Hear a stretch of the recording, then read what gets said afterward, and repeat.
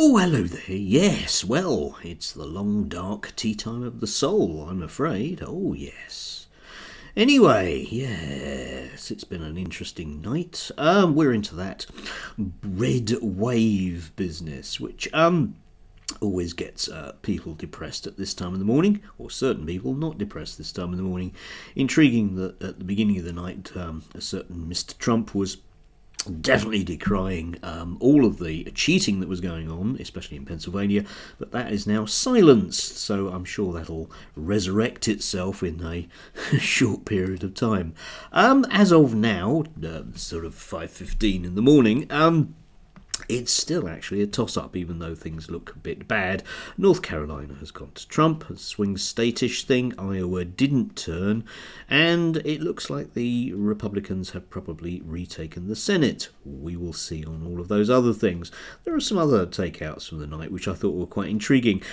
First of all, Nigel Farage, who's been tweeting throughout the night as though he's been standing right next to Donald Trump, but I really don't think he has, because very early on he was saying that Donald Trump was incredibly confident. This is exactly the same time as the Trump team were complaining bitterly about all the cheating that was going on because he was going to lose. So I'm not entirely convinced that Nigel Farage actually has been meeting Donald Trump. I do need to say that. I think that's quite important.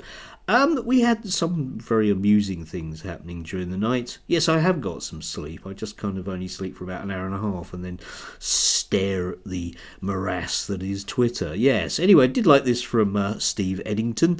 I've never seen that Donald Trump is a racist, says a black voter for Trump.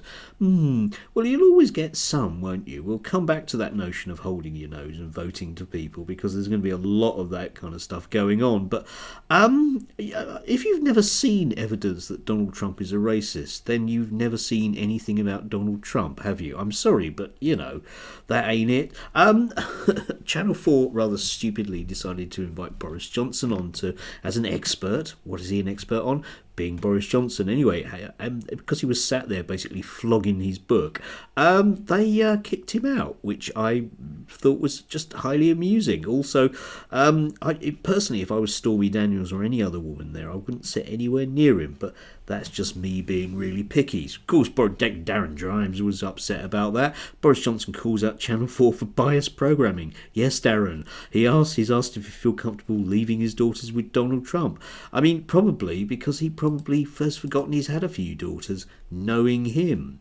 But the one that really got me, and this is actually from yesterday, this is actually from close on 24 hours ago, is Julia Hartley-Brewer, right? Okay, so, she was sort of basically saying about the way, what a disgusting human being Donald Trump is, and yet at the same time she would vote for him. I'll just quote this, okay? Julia Hartley-Brewer says she absolutely understands why people will vote for Donald Trump in the US election when the alternative is Harris. I'd vote for him, and I think he's sexist, racist, and I have no doubt he's a horrible human being and a threat to democracy. You see, from my perspective, that neatly sums up Julia Hartley-Brewer's enormously well-paid version of class hatred. She's very much voting or stating her position in her own particular interests, which she's paid a great deal of money to do by a particular owner of Talk TV, whose moneyed interests also will very much neatly align with Mr. Trump's.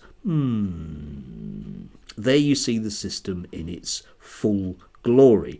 There she is saying, I can't stand this person and what they represent, but I'd still vote for them anyway because the other persons would put up my taxes by about 2%, and I don't really want that to happen.